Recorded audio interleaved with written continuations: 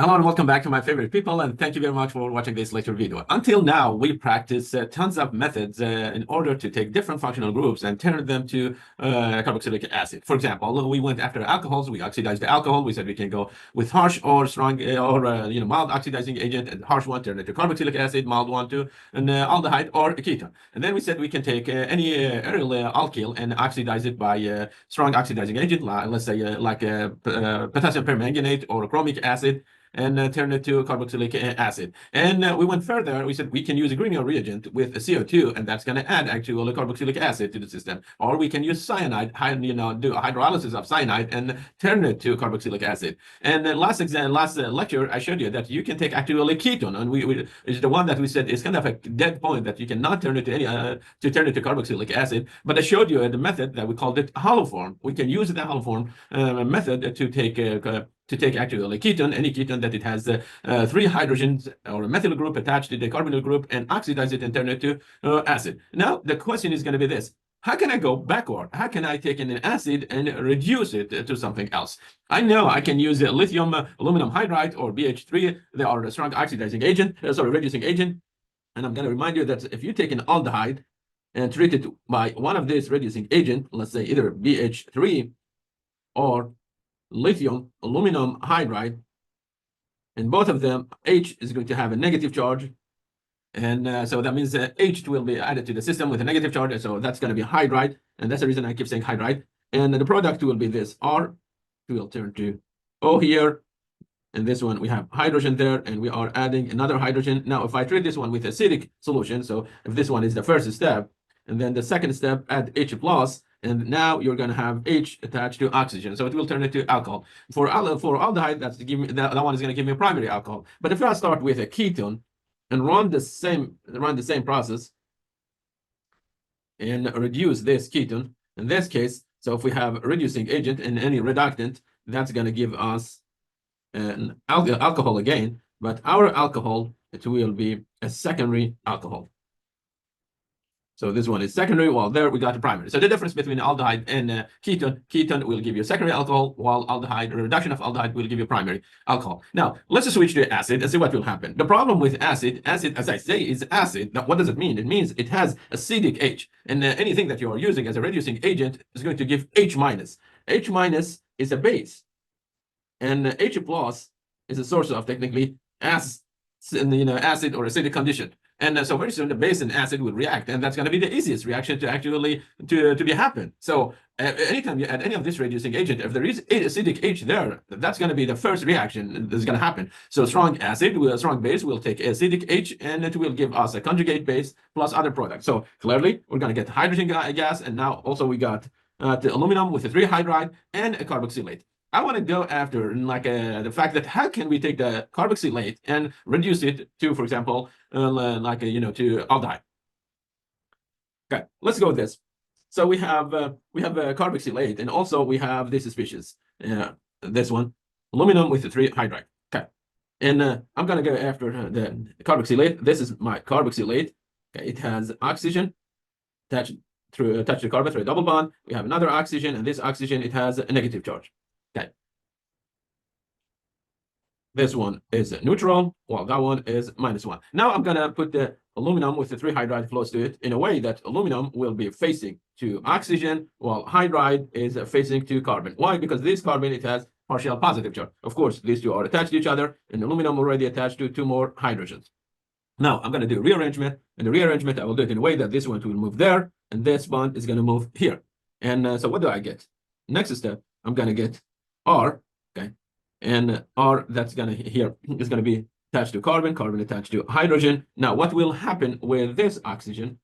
This oxygen, it has a lone pair, so it can help us actually to let the carbonyl group to turn to aluminum.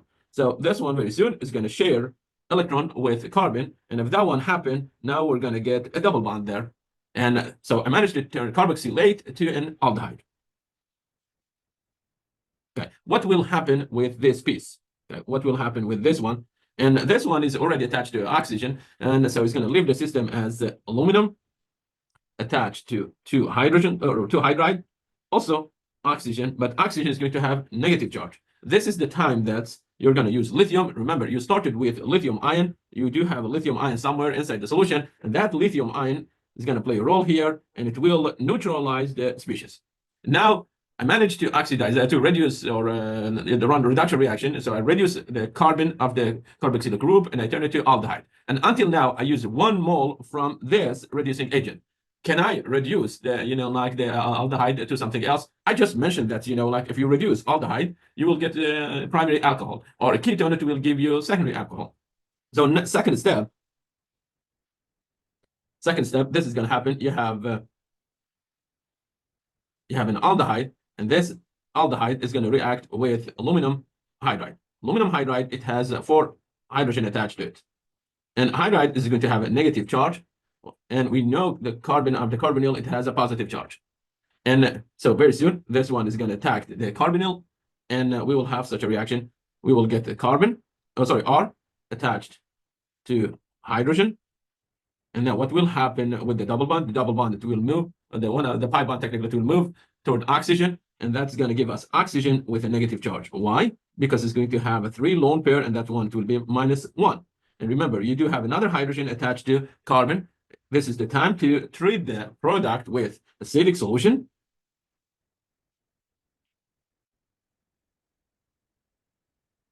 Now, the oxygen with a negative charge, it will go after this acidic hydrogen, and it will give us technically this product at the end.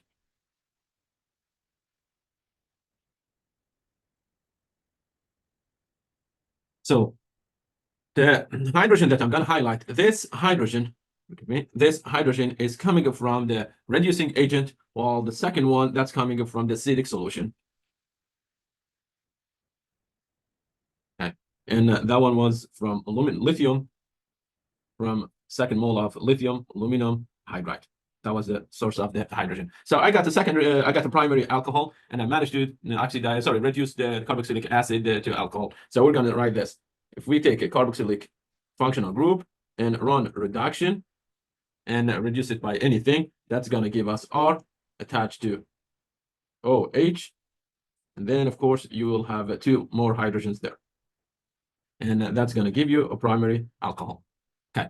And so I know lithium aluminum hydride is a strong reducing agent, and it can easily reduce, like a carboxylic acid. But in order to complete the reaction, we need to have 2 mole from it to run it, because the first mole is going to turn it to aldehyde, and we need the second mole to reduce it to an alcohol.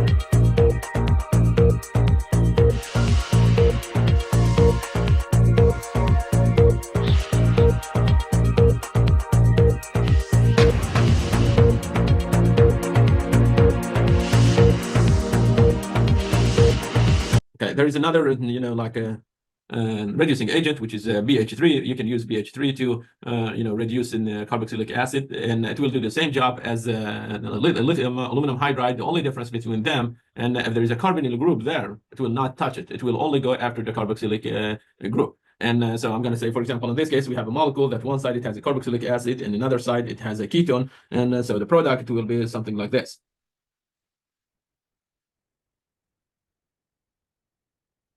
Acid, it will turn to an alcohol. So that means we're going to get 2 hydride attached to carbon. And what will happen with the carbonyl group stay as it is, and nothing happened to it. But if you treat this one with lithium aluminum hydride, it will go after this group, and it will reduce it to a secondary alcohol. And this is the example that I put here. We said the BH3 is an chemoselective. And what does it mean? It means it's not going to go after, like the ketone in this case. Selectively, it will go after the carboxylic acid. If I treat this molecule that it has 2 functional groups and treat it with the lithium aluminum hydride, both functional groups will get reduced. This is a ketone, and the ketone will be reduced to secondary alcohol. So we're going to get the secondary alcohol here, OH, and of course, it's going to add hydride there. So now you do have a chiral center here. And how about the carboxylic acid? The carboxylic functional group, if a carboxylic functional group, it will be reduced to primary alcohol. So we will get OH there. And the OH will be replaced by hydrogen here, or you can say like hydride. And also we're going to have another one.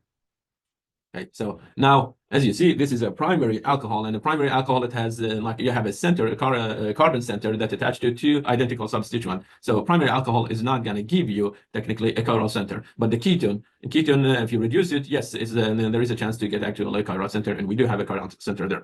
But if I treat this molecule with BH3 in the presence of the THF, which is a solvent, and THF is an ether, technically, ether molecule, and the structure for it will be, I believe it's going to be, remember correctly, I believe this one is the structure of the molecule and for THF, and forgive me if I got it wrong. And I'm going to treat the molecule with BH3, which is a reducing agent present of a dry solvent like THF. And the second step, I will add acid to it.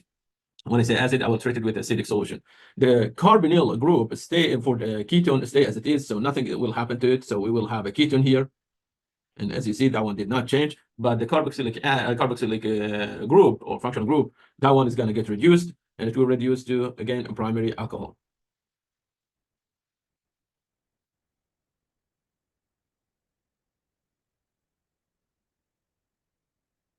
So when it comes to carboxylic functional group, they are the same. Both reducing agents, lithium aluminum hydride, and BH3 are the same. The only difference between them, the carbonyl group for ketone did not change in the presence of BH3, while lithium aluminum hydride is a stronger reducing agent and managed to reduce the ketone as well. And this is going to be the end of this lecture, and thank you very much.